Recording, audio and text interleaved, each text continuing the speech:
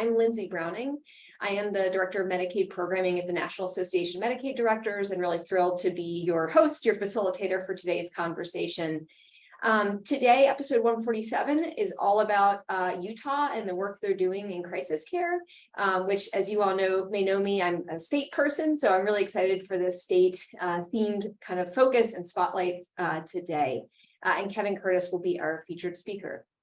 So for those who aren't aware, there's a new process to get connected to the Crisis Jam here. Folks need to register for the Crisis Jam. That was to address some security issues. And those registrations get approved by the RI team. So please spread the word to your colleagues who may have been joining this call that they need to click that link on talk.crisisnow.com to keep getting plugged in. And it's only a one-time thing. So you do it once and then you get back connected to these calls. Next slide. We also continue to have lots of resources on the talk.crisisnow.com website, including videos of past episodes and written resources and others. So make sure you guys are bookmarking that page. We have a QR code here to the YouTube channel for the Crisis Jam. You can continue to see what our top performing episodes are over time, over the life of the Crisis Jam. So subscribe to that YouTube channel, check it out, and again, share with your colleagues. We are looking for your ideas for future speakers, future segments. We've had nearly 400 unique speakers on the Crisis Jam over its life of 150 plus episodes. How are you? And so if you have ideas for experts who would be great for this Crisis Jam, please email those to the email address that was just dropped into the chat. Next slide. As a reminder, check out the SAMHSA store. You can get all of the cool merch there to continue advertising and promoting the 988 Lifeline that's available. There's a partner toolkit on there, including products in other languages as well. So please check out those materials and access those materials. You can also get your own 988 shirt. If you volunteer for the Trivia Hot Seat, that's one way to get it. Or you can check that out through the Crisis Jam as well. All right, next slide. So we're going to start off with our Trivia Hot Seat, and really thrilled today to welcome Dr. Mike Riddle to the Trivia Hot Seat for our conversation. So Dr. Riddle, great to see you're here. Hello. Hopefully you're ready. I am terrible at trivia. I'm just going to throw that out there. Well, luckily you have 117 people on the call who can help you out here. I love it. So here's the question. So the theme for today, of course, is the work happening in Utah. So we've got a Utah themed trivia question. So in 2019, the Huntsman family announced $150 million commitment to establish a mental health institute at the University of Utah. The family has a long tradition of funding national acclaimed innovative programs. So that's the context for the question. But our question here is, what research institute was established with a Huntsman $100 million donation in 1995. So this is for something other than mental health. So your options are Alzheimer's, cancer, diabetes, or heart disease. And I think we can phone a friend, poll the audience, whatever your preference is. Yeah, I was going to say, let's poll the audience. All right, so go ahead and drop in your thoughts. And we'll see what the direction of the group is.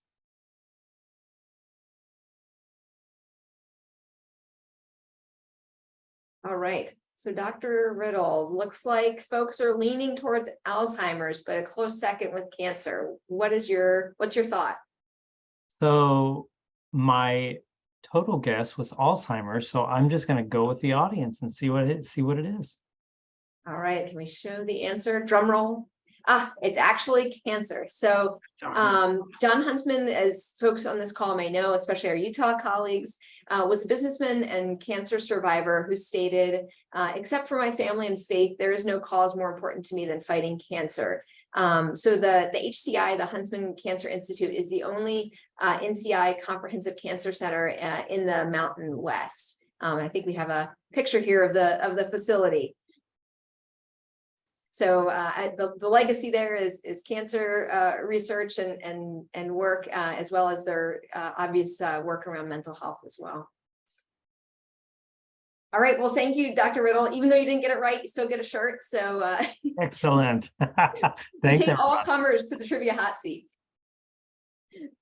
Appreciate it.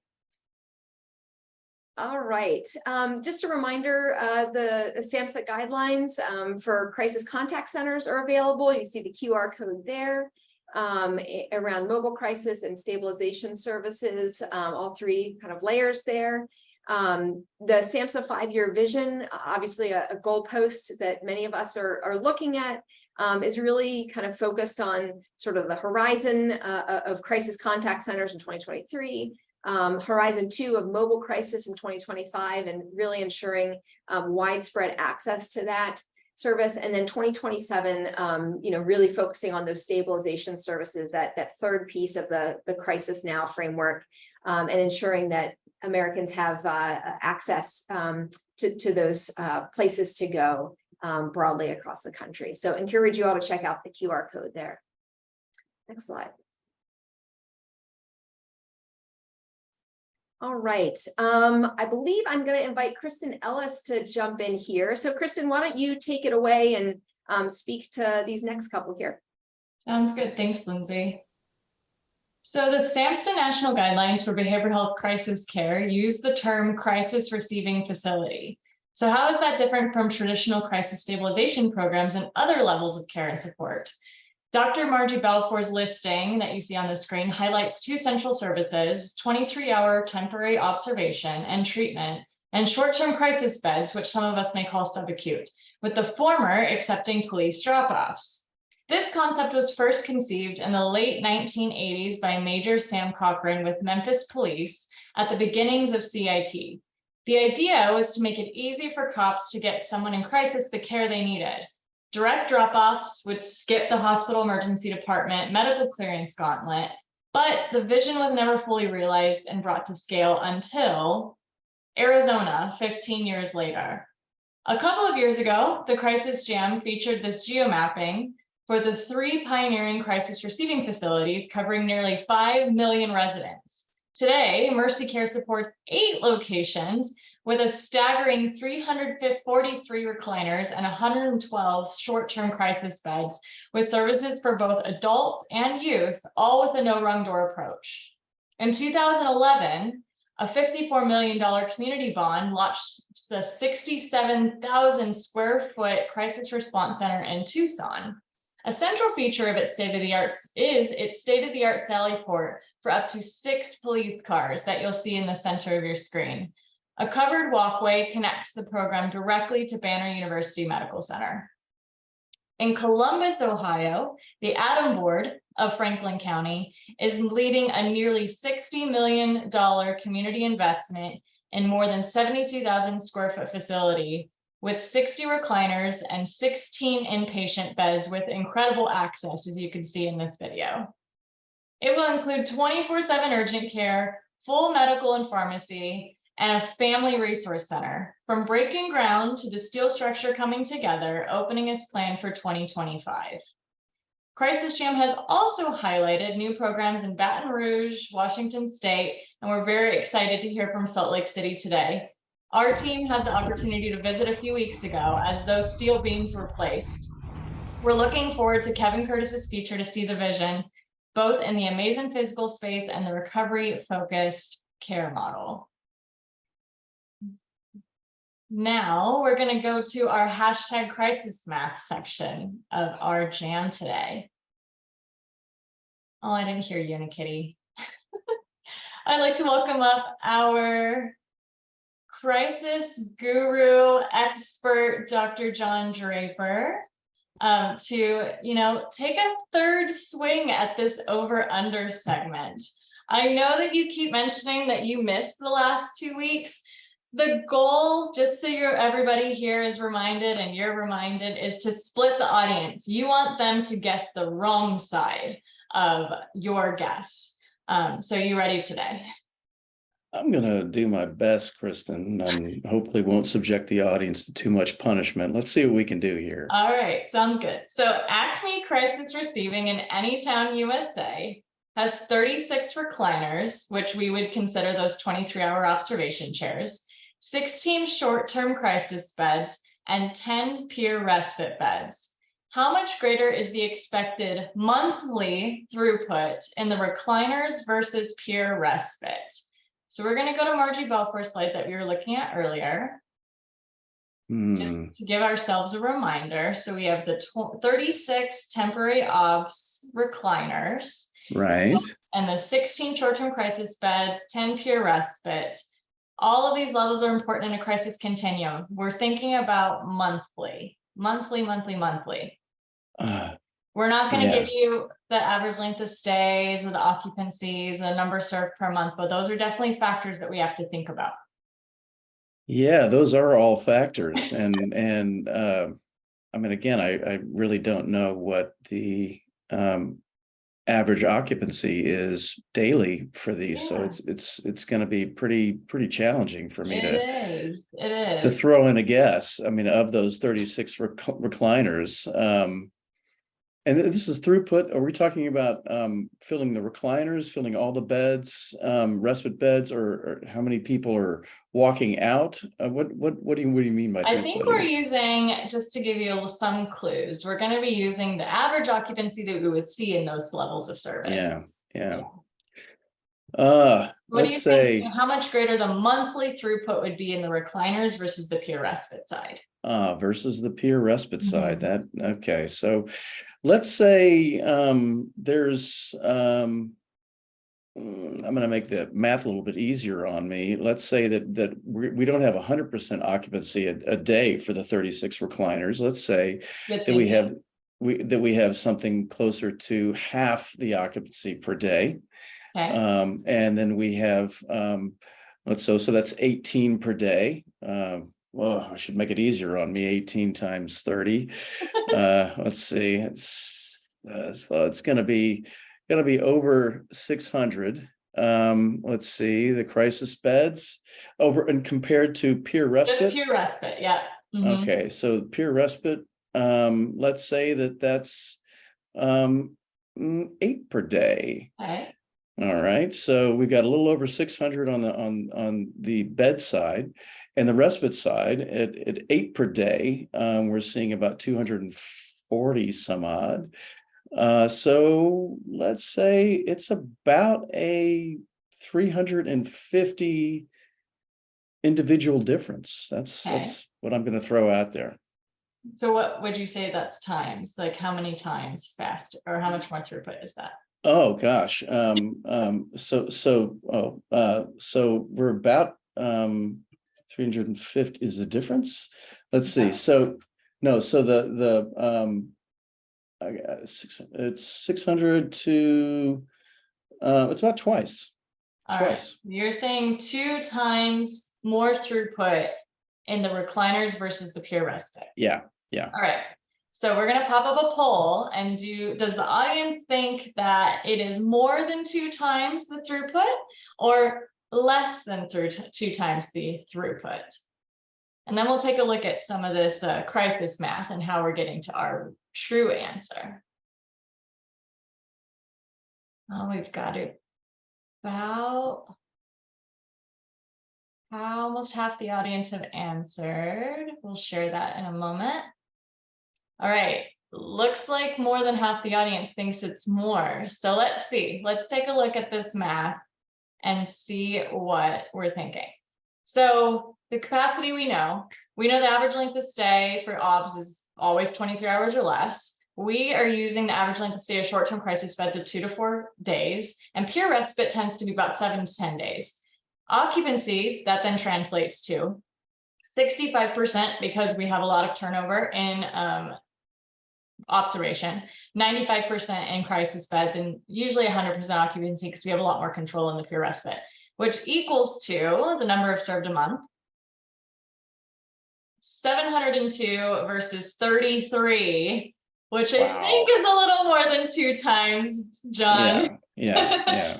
So that makes it to hashtag crisis math 20 times. So unfortunately, you didn't split the audience again, but I meant to really put that zero enjoyed- in there, Lindsay. Is it too Yeah, late to put the I zero in think there? we missed a 0. All right, okay. So I think you did really great, working through your hashtag crisis math out It's loud. very gracious of you. Thank you Yeah, for we the hope to charitable have you back. assessment. Maybe 4th time's the charm. Yeah, All right, back to you, Liz. thank you.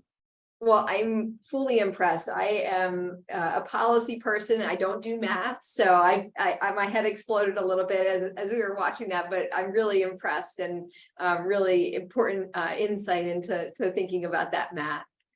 All right, our quote for the day is from an interview with Dr. Don Berwick from 2018, saying, "Run from every fight." We got a video. If you're struggling to get someone to change, you're in the wrong place. Find the people that want to change and work with them and build the future that then becomes attractive to other people. I think the point there is find your allies, find the folks who want to work with you rather than standing and fighting. So appreciate that quote for today. All right, so we are going to jump into our feature conversation about building a better receiving center and the adaptive values based model building in Utah. So I'm really thrilled to welcome Kevin Curtis, who is the Director of Operations at Huntsman MHI Mental Health Institute at the University of Utah. So Kevin, I would love to invite you to join and take it away. Very good. Very good. Thank you so much for having me here today. This is a very fancy title for, I think, some really basic concepts that I'd like to talk about. Good morning and good afternoon, depending on your time zone. And I guess for those watching later, good evening. Hello, wherever and whenever you are. Can we go to the next slide, please? Yeah, so just a quick introduction about me. As was mentioned, I'm a Director of Operations for our Hospital Crisis Services line. I'm here attending with my colleague who's over our Community Crisis Services line, and you'll be able to hear from her a little bit later. But first and foremost, I really consider myself a student of the receiving center model. The idea of being an expert on the model is something I'm a bit uncomfortable with because I've been around receiving centers, and I guess I should say, when I talk about receiving centers, I'm talking about 23-hour observation sort of crisis type centers. I've been around them for a long time.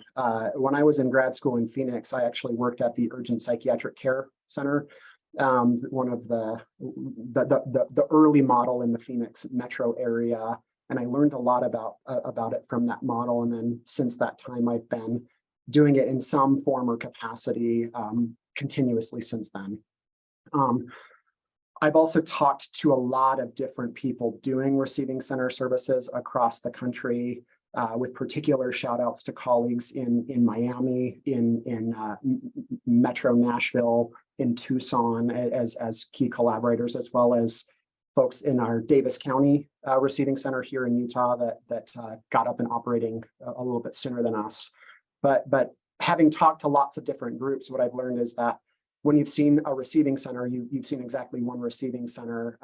The way that these are implemented have unique variations that are really designed to meet the needs of the specific communities where they are. So I found great value in considering myself a student and recognizing that there are core foundations of the model, and then there's the way that you implement the model to meet the needs of any specific community. And I think those models should be continuously adapting and growing and changing as they get better. And just in general, you should know I'm a floral tie enthusiast. Not much more to say about my floral tie taste. I did want to take a few moments to mention the importance of having values and a mission and vision behind building receiving center models. One of the things that I found over the years is that when you're trying to build something that's geared towards law enforcement diversion, when you're working with people building these programs, it's very easy to recreate the thing you're trying to replace when you're building these programs. So it's like, do you like the idea of people that are mentally ill going to mental health informed environment that can treat that mental illness, or would you like them to go to jail booking? Most people will say a mental health informed environment. But then you talk about the logistics of receiving police drop-offs, and all of a sudden they start designing program and spaces that feel punitive, that are overbalanced towards the continuum of safety and control and away from the humanistic sort of piece. So I really think it's important to start from a place of values, and that's been very important in the genesis of our model over the years. So really, we've got this expansive mission and vision, but I find the values to be the most important piece. And this played out in our model building in a way that was pretty organic, right? We would say, you know, as we're working to solve any particular problem in the design physically or in the actual programming, if we were to do this from a standpoint of embodying compassion, what would this process look like? What would this space look like? If we were trying to cultivate joy, how might we engage with people? And we've tried to use these values over and over and over again to really make sure that we're building the best version of the model that we can. Next slide, please. Okay, so this may not be the way that the models work out in other communities, but for us, we've been working towards a model that meets our community's need for a long time. So we first got into the realm of 23-hour observation receiving center with a 6-chair facility in 2012. It was located in the wrong location. It was at the wrong scope. And what we found was, because it didn't have enough capacity, it was really hard to get law enforcement to consistently use it. So ever since that time, we've been trying to stand up an expanded model and build something that truly meets the community's need.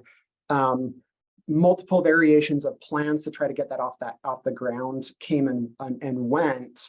But it was shortly after the Huntsman family came in and sort of laid down the gauntlet that we were going to do something big and bold with mental health, that steam gathered and processes started that brought together a slew of different collaborators in a way that made what we're building a possibility. So Utah has some unique things going on in terms of a very bipartisan legislative support for mental health resources, an emerging interest in our business community and in funding some of these solutions, a philanthropy interest that's been ginned up and created lots of excitement behind by the Huntsman family and the Huntsman Mental Health Foundation that was created as a part of their donation to build fundraising apparatuses for building stuff.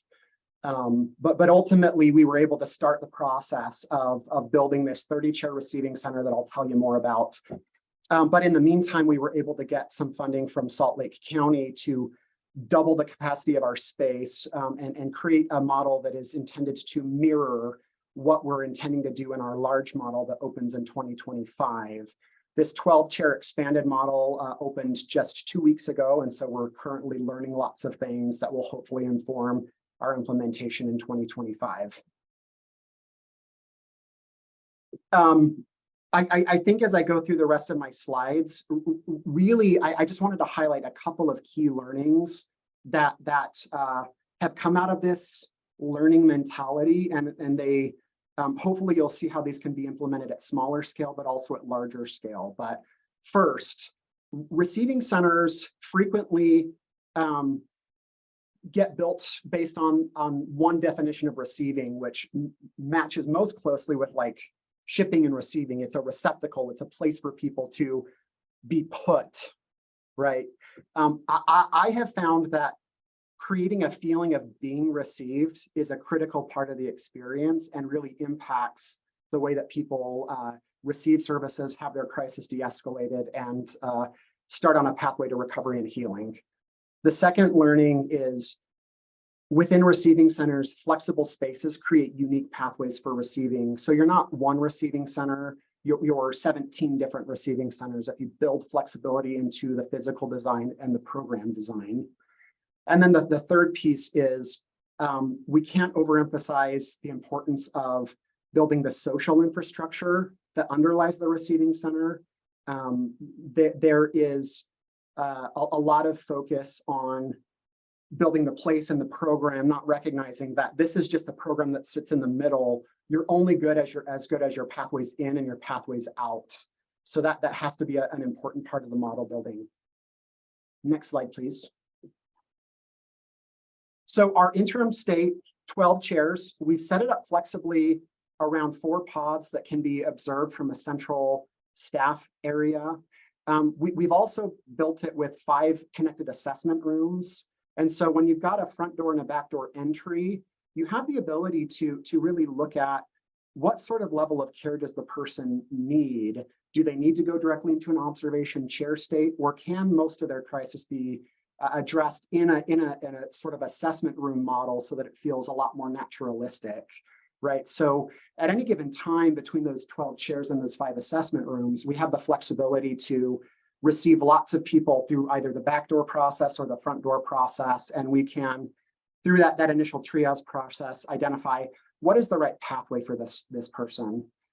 We've also had an opportunity to develop a bunch of partnerships with external collaborators to be able to address those pathways in and out. Next slide, please.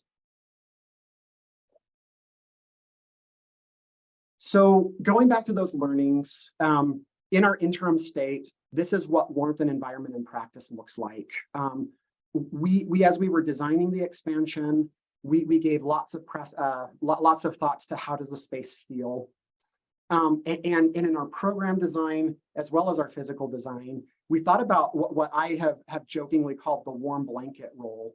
When you go into an emergency department, it can be cold, it can be austere, and sometimes having a warm blanket to be wrapped around you creates a feeling of warmth. We wanted every staff member to take seriously the role of being the warm blanket for the person, but also we wanted the environment to feel like a warm blanket. And one of the ways of operationalizing that is in our patient experience survey reporting. We ask questions like, did you feel received, right? We feel like that's a really important way to keep the focus on, it's not so much what happens there, it's the feeling that people have when they engage with it, we find to be so important. Next slide, please. So this is just a basic floor plan of how this is laid out. So we've got these 4 pods, they have kind of semi-separation. And what we found that flexibility does is it allows us to be prepared for whatever type of problem walks through our door. I've seen a lot of receiving centers, and most of them are sort of set up in what I call the reverse movie theater model, where it's 16 chairs in a room, separated, by a window, staff on one side, patients on the other, and it creates a feeling of being watched, which it's an observation unit. I get it. I don't say that as a criticism, but I just think that there are different ways to do observation in a way that feels a little bit different. And so these are some images of a couple of the pods, as well as some of our collaborators that we worked with in developing this program. And I think you can see the access to natural light, the separation of spaces so that you can cluster people based on needs and acuity, the sort of color schemes, the openness. You can see that while there is some separation between the staffing area in that picture on the left, there is an openness about that creates more of a we're all in the same room kind of feeling.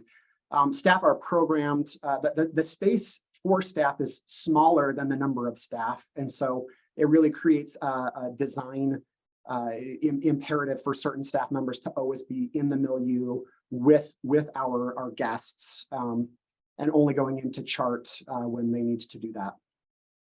Next slide, please. So at this scope, the final piece is really talking about what partnered pathways out look like. And part of that, I think, has been really well served by thinking about ourselves as not the key to treatment. We are the answer to the question, where do you go in crisis? And we do provide meaningful services around de-escalating crisis. But for most people, the crisis doesn't fully end with us. It's really about helping them navigate a decentralized and hard to navigate treatment system, right? And so we're the compassionate co-pilots. We aren't the key treatment providers. We're the answer to the question of where do you go in crisis. So as you design this, knowing your care pathways and cultivating bidirectional partnerships is a really key concept. As we were working with different partners, it was really important for them to feel like we're not in competition with you. We are doing this crisis thing that nobody else is doing. So we're the answer to some of your questions about where do I go or where do I send somebody who's in crisis? But also how does this crisis center then become a referral source for our ongoing programming? So these lessons at a larger scale, this is our new facility that we're building. It's an 80,000 square foot facility with a 30-chair receiving center. It's got 7 assessment spaces attached to that, and it's got a dedicated front door and back door entry. It's got a Sally port similar to the one in which was inspired by the Tucson model. And then also, it's got a 3rd floor with 24 rapid stabilization beds that serve as an internal outlet for people that need more than 23 hours. And then sandwiched in between, we've got this bridge floor that will be the host to several transitional support services. It's got a medical clinic, a dental clinic, a free legal clinic that is sponsored by the University of Utah School of Law. And it's got integrated partner space so that our treating partner agencies can have co-located staff operating with us in the building. It's operating early 2025, and some of these same principles, the spaces should be warm and inviting. Using the warm blanket test, does it communicate warmth? And then we found something super important was this idea that whether you're entering through the front door or the back door, the entry should feel similarly warm and inviting. So from a design standpoint, some of these same motifs and color schemes and details were mirrored to make it feel the same regardless. You'll see that in our implementation of this, instead of 30 chairs in a room, we went with 3 pods of 10 that all have sort of some community support functions. You've got the recliners oriented around central gathering and greeting spaces, recognizing that when a person is in a state of receiving observation, they may not want to be in a chair, and oftentimes the healing happens mingling with other guests, mingling with staff members doing design programming, mingling with our peer support specialists, and really kind of creating a sense of community while the observation is happening. You can see this is the larger view of that 1st floor receiving center operation. You've got this central triage area that creates the flexibility. So this is really designed so that a community member, regardless of their socioeconomic status, it could be our richest citizen or our poorest citizen, can walk through the front door with their self-defined crisis. Or if they're in a state of needing to be brought in through law enforcement or through emergency medical services, they can come through a backdoor entry, which is that bottom arrow.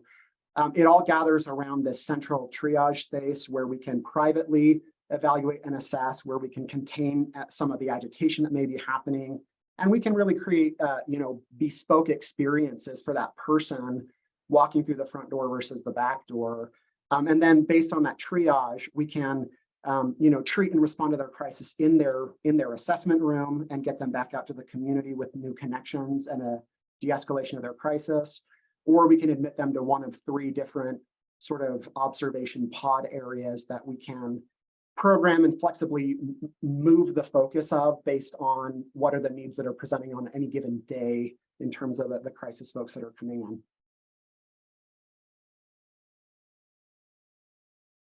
in. And then I think the design of the new building really gave us this ability to have partnerships in practice. So if you can dedicate space to those collaborations, that makes a huge difference. We've got space for our mobile crisis teams to stage out of this building so that they are daily mingling with staff that do the crisis stabilization, even though they're a separate part of the agency that does those services.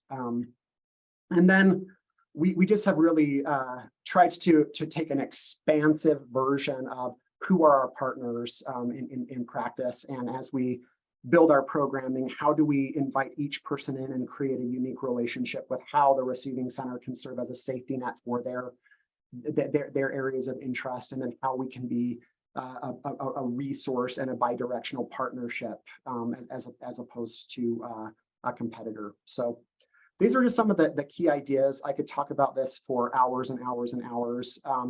Like I said, I've benefited from the expertise of many that have gone before, and I can't stress enough the importance of seeing ourselves as learners of the model, that are intentionally and continually improving it and finding new ways to make it more expansive, more inclusive, and that sort of thing. And I welcome questions, emails, if there are groups that want to learn about how we accomplish some of the things that we're accomplishing here, as well as some of the errors that we made along the way.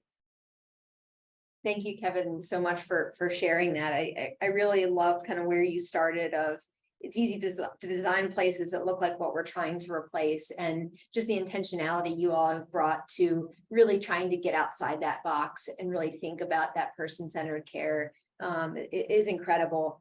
I want to invite Dr. Mike Riddle to our conversation, but maybe I'll just kick our roundtable off with a question for you, Kevin, which is at the outset, you talked about the need for these receiving centers to really reflect the unique needs of the communities. And just wonder if you could give an example of kind of something maybe you guys considered that was unique to your community versus what you've seen in other models. Yeah. So I think a quick way of demonstrating the difference was we spent a lot of time learning from our colleagues in Davis County, Utah, which is just one county north of Salt Lake County. And it's more of a suburban bedroom community. So it doesn't have the same sort of volume or intensity of issues around homelessness that we see in the Salt Lake metro area. There's a different makeup of sort of proportionality of substance use issues versus mental health crisis. And so theirs was built on a more intimate scale. The numbers were different, the programming was different. They had less of a need to develop capacity around medical triage because of the way that resources in that community are set up. So the Salt Lake version, it had to be more resourced. It had to have a lot more pathways out, and it had to have a lot more medical capacity for managing things like complex detox, and for really a lot of these models are focused on the law enforcement side of the drop-off.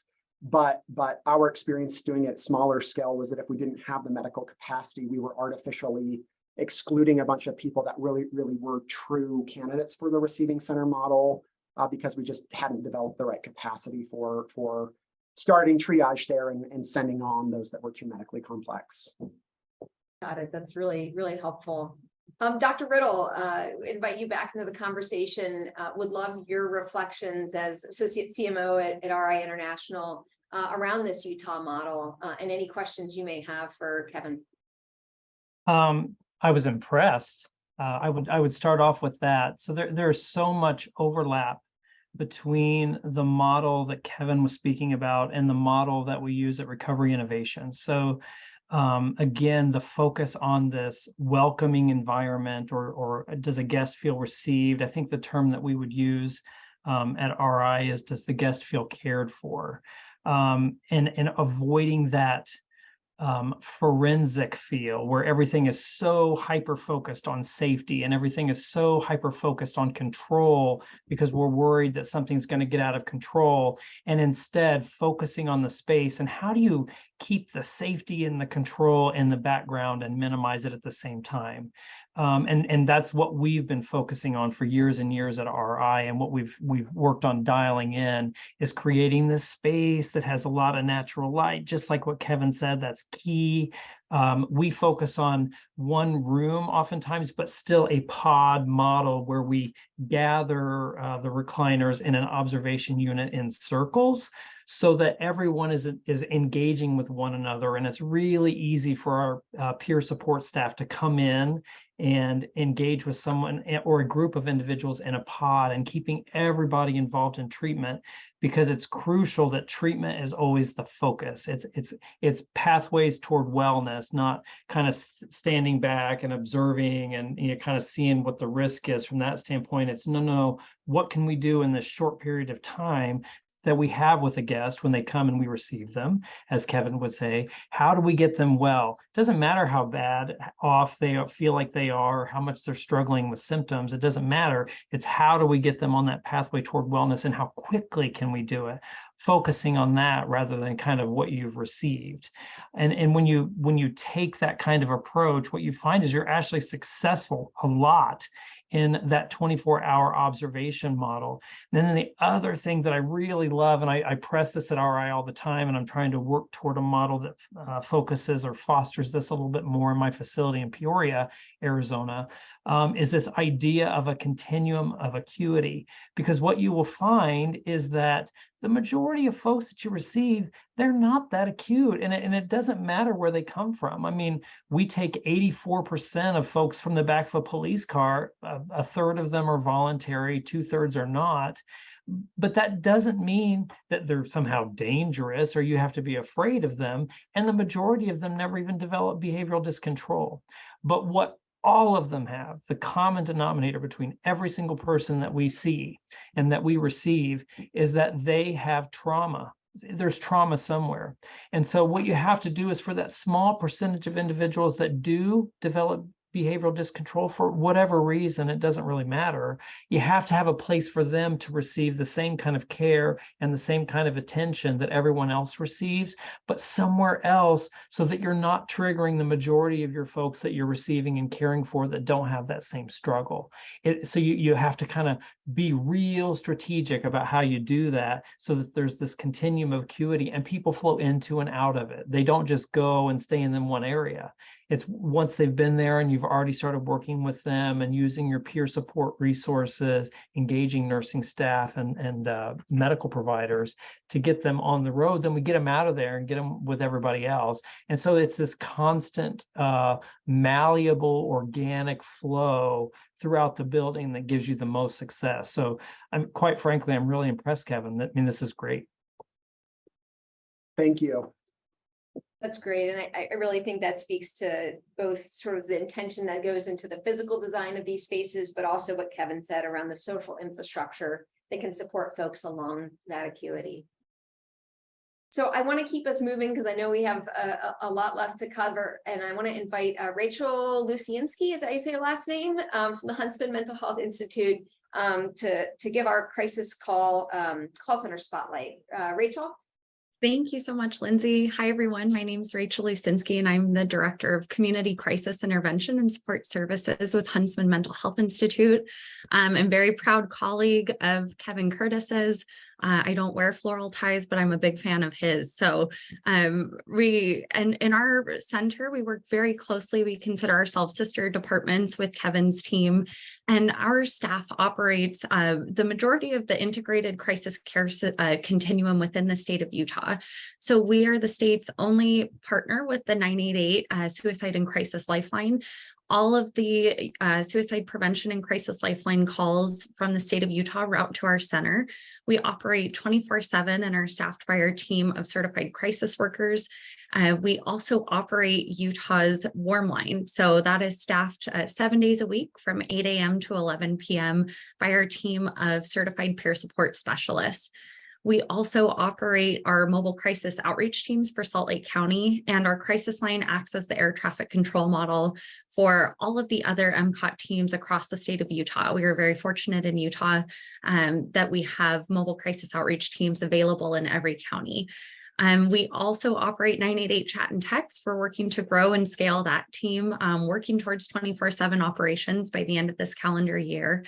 And we are very proud to also operate the Safe UT app, which is a very unique smartphone app, which is a suicide crisis and mental health chat service that's really focused on youth, parents, and educators in the K-12 and higher education system.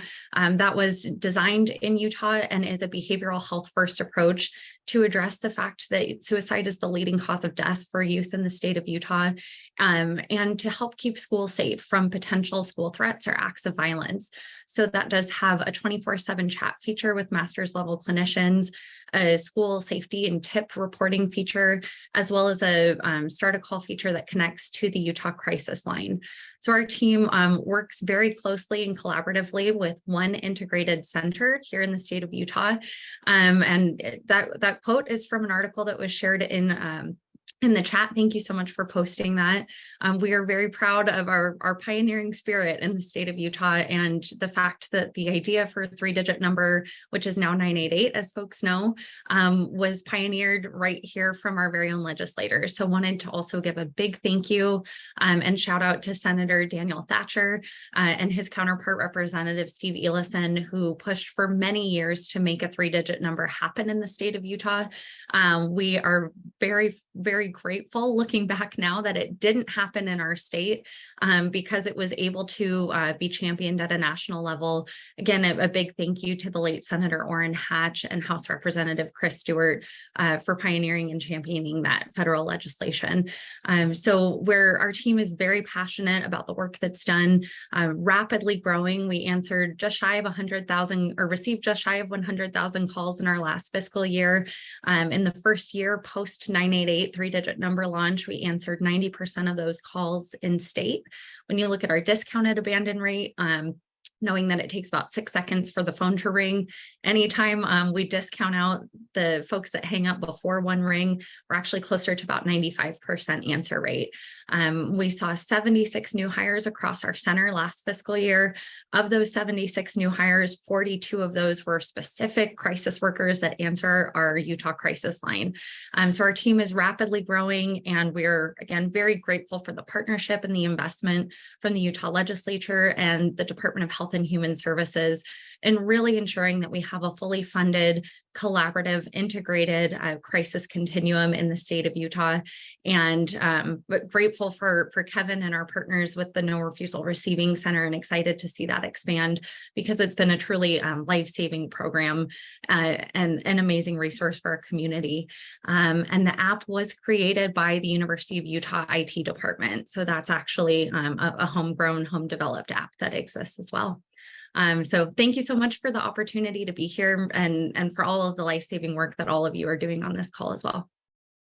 Rachel, thank you so much for sharing, and what incredible work you guys are doing in Utah. And it's just always so helpful to hear how you guys are approaching these issues, building out this system of care, this continuum of care in your state. So thank you on behalf of everybody on this call for sharing today. I want to move us into our standing updates on our call and invite Dr. Shaw, Senior Medical Advisor at the Center for Mental Health Services at SAMHSA, to give our SAMHSA update. So Dr. Shaw. Hello, good afternoon, everyone. Belina Shaw, I've been on the Crisis Jam a couple times before, and just wanted to give an update on behalf of the Center for Mental Health Services. I know it's a different face than your usual update, which is the 988 office. The 988 office is currently A, retreating right now, and B, going forward, I think we'll mix in the Center for Mental Health Services, CMHS, in the rotation as well. And I serve as the liaison from CMHS over to the 988 office. So at CMHS, we have a couple of programs that are very relevant that we wanted to highlight and just bring up a little bit here. Number one is so some updates in the world of CCBHCs. So as far as the Certified Community Behavioral Health Clinic program, we have center program. We have the a couple of pieces. Technical assistance. We have the National Council as a technical assistance center, and you would have known them as a technical assistance center for expansion grants, but also now they are also expanding out to the state technical assistance as well. And we are very excited about an additional level of technical assistance. And then finally, as far as CCBHCs, there's also going to be some, or we actually held about 2 weeks ago, a convening looking at the interface of crisis and the CCBHC continuum of care and how the crisis care fits into the CCBHC model. There are some scripted parts of that, but the CCBHC criteria does allow for a grace for creation of systems and supports that support unique communities. So just talking a little bit more about what that looks like, so that there'll be guidance coming out from the National Council with our support to really better explain what crisis care looks like in and around and supporting the CCBHC model. I just also some other work done around standards and definitions. I think this was a really great presentation that reminds us of how unique crisis care is.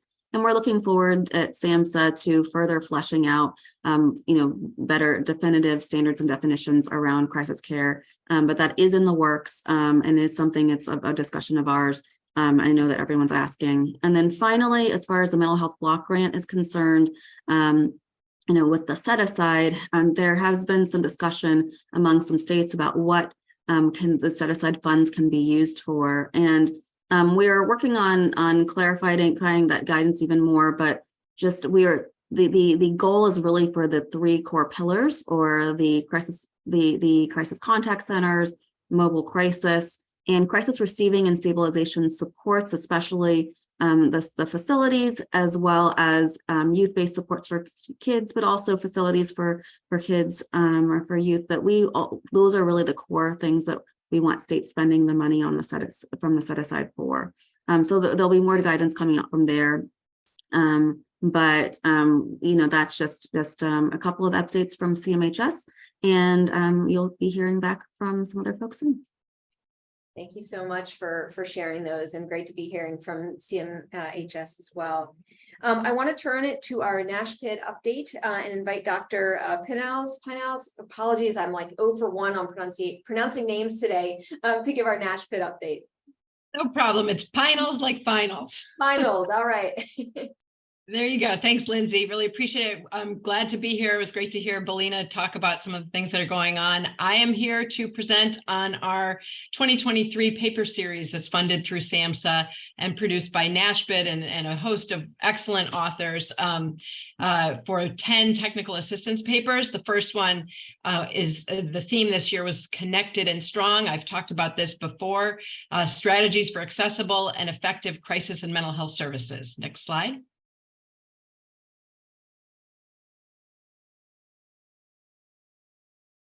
Today, I'm going to focus on the paper that talks about increasing equitable access to care for co-occurring mental health and substance use disorders. And these others are, you'll see in the slide deck, are the other 10 papers that will be coming out shortly to the public. Next slide. So in this paper, our authors, Drs. Gaba and Wangari Walter, and I really produced a document that talks about individuals with mental illness and co-occurring substance use disorders, and really highlighted that even though we know treatment guidelines recommend that these individuals receive integrated treatment, concurrent treatment is still seldom provided, and hopefully in the crisis space, we'll get better and better at that. We know that mitigating the impact of social determinants of health plays a vital role in reducing disparities in co-occurring care, and culturally adapting evidence-based interventions and centering equitable implementation is essential for advancing health equity for priority populations. And in this paper, we highlight 2 cases that really speak to cultural issues. We also highlight 2 frameworks that I think are useful for people to know. A lot of people know about the sequential intercept model, but there's another one that was recently produced by the National Center for State Courts that also looks at, it's called the upstream model, done in conjunction with the Chief Justice of the Juvenile Court in Massachusetts, really looking at systems of care from youth to adults, and really with the same idea of intercepting and intervening early for youth to get into the right level of care and families to get the right supports they need so that children can have safe places to be. Next slide. So the recommendations that come out of this paper that I'm just going to highlight are, really making sure that your systems are really funding what's necessary for co-occurring treatment, really looking at stigma reduction and public awareness that we all need to be part of, looking at data collection as an important component, and education and training of the workforce, as well as addressing structural barriers to getting access to co-occurring treatment, and not only access, but engagement of patient populations that represent diverse communities. Next slide. Additional recommendations are really looking at the policies that you're putting together and your practices that might contribute to those disparities. Looking at ways to fund and navigate other services and linkages so that people are getting the supports they need across social determinants. Looking at evidence-informed and evidence-based programs to divert youth and adults with co-occurring conditions from carceral settings to community-based treatment settings. And of course, crisis services play a critical role in those diversionary strategies. And then looking at where Medicaid steps in to help. We know that Medicaid is leaning in on some of the reentry work, and we have opportunities with different models and funding structures to help make sure that people with co-occurring needs are getting those needs addressed, which includes looking at screening, prevention, and treatment of opioid use disorder, and looking especially at our carceral and community settings where we know people with co-occurring conditions are overrepresented. And with that, next slide. I think I have one more. Yep, that's our NASHPIT update. So stay tuned for more papers and more promising practices that will be coming forth. Thank you so much for sharing that incredible work. I'm going to move us right into our crisis talk and invite Stephanie Hepburn on to introduce our guest. Thanks, Lindsay. So yes, I'd like to welcome Dr. Thomas Simpatico. He is the chair and CEO of MTS Group, which has developed the Wayfinder Miami model jail diversion production system. Dr. Simpatico, can you tell us how you developed Wayfinder and also the systems that it connects? With great difficulty. Hi. And I don't know if Deb is still on. Deb, it's been a long time. Nice to see you and hear your voice. You too, Tom. The short version of this is I've been in academics my whole life. I'm the director of the Division of Public Psychiatry at the University of Vermont College of Medicine. And I've been, like probably a lot of you, doing a lot of grants and projects over the years. And much of it has had to do with what the system that we're talking about today is about, which is basically looking at complex systems that, key nodes in the system don't communicate. And there's, as a result of that, all kinds of bad outcomes. I'm preaching to the choir with this group, I know. What was different, I think, in our journey was that at a certain point, we were, having a lot of quote unquote success and having really good outcomes and writing some nice papers and et cetera, but it was never really taking, and it never really launched in the way that we wanted it to. Mm-hmm. So probably about 6 years ago, we had the idea to, in parallel to stuff we were doing in the world of academics, to create a spinoff in collaboration with the medical school out into the so-called real world. And a very short version of that story is after a short amount of time, we were contacted by Google, who asked us to partner with them, strangely enough, as they were spawning a new public sector division. And so we are a partner of Google Cloud Systems, and we also have a strategic partner called Egen Technologies. And so we have put together a lot of, gotten the band together with a lot of folks around the country that I've worked with over the years that are subject matter experts in different relevant parts of a system like this. And so we are in the process of working. I'm sure many of you know Judge Steve Leifman down in Miami-Dade. He and I go way back, and we have a large collection of cocktail napkins with all kinds of scribblings that are largely the blueprint of this. And so Steve has been, talking about receiving centers. Steve is going to be launching the Miami Center for Mental Health and Recovery, which is a ginormous receiving center probably sometime in early 2024, it looks like. And we are going to provide the information system to support that project, which is basically an extension of his Miami model jail diversion system that he's been doing for a lot of years. And so we're very excited. And the fact that we're doing this in collaboration with Google means that when we are successful, and I have no doubt that this is going to be very exciting, and maybe we can come back and give a demonstration of it as we go along. The whole point of this is that finally we're going to be able to light a match and disseminate things quickly through various channels. I know Judge Leifman has been talking to the folks in his sort of stratum in the and I apologize, we're coming up on time. So any wrap up thoughts to entice folks' interest to read the article? I apologize for interrupting. Not at all. And I appreciate that. So I would just say we're very excited. We think we're onto something that's going to be transformative. And we actually think this time we're right. So I hope we can be invited back, and I'd love to walk people through the system. It's highly organized around social determinants of health. It's very, very practical, comes in 5 decorator colors, and it really, really works. So I hope to be able to be invited back and walk you through it as we go forward. Wonderful. Thank you, Stephanie and Dr. Simpatico. And hopefully folks go check out that article. I know my interest is certainly peaked.